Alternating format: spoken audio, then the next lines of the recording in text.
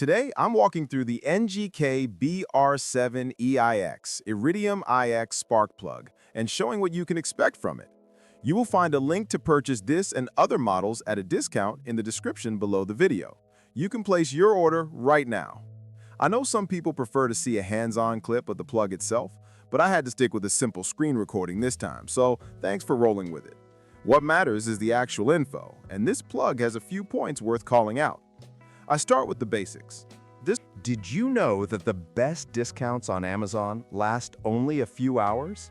That's why I launched 2 channels where I publish the highest discounts on Amazon products in real time every day. Follow the link in the description and subscribe to our Threads and Telegram channels right now to consistently save money on your everyday purchases. This plug sits in NGK's Iridium IX line, built mainly for stronger ignition and better throttle response. The fine iridium center electrode is the main draw. It needs less voltage to fire, so you get a more stable spark, especially under load. If you've ever had hard starts or rough idle on a cold day, plugs like this help smooth that out. The shell and threads feel standard for the brand. Solid build, clean machining, nothing sloppy in the design. The heat range sits at 7, which means it runs cooler than the typical stock plug found in many street setups. That can help in tuned engines, 2-strokes, or bikes that run hot. But it also means it's not always the right match for every engine. If someone throws this plug into a setup that wants a warmer heat range, the engine can feel lazier or foul quicker. NGK keeps the usual 14mm thread size and a gasket seat, so fitment is easy as long as the engine spec matches. When you look at the Iridium tip, the main advantage is longevity. It wears slower than copper or standard platinum, so you don't have to swap it as often.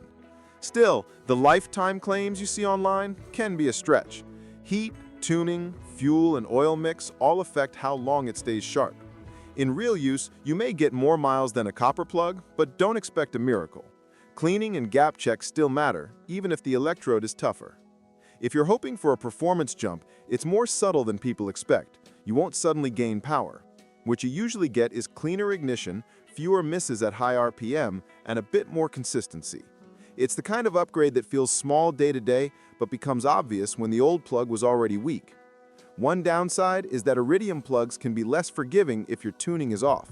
Rich mixtures, oil-heavy 2-stroke setups, or poor carb sync can foul them faster than you'd like.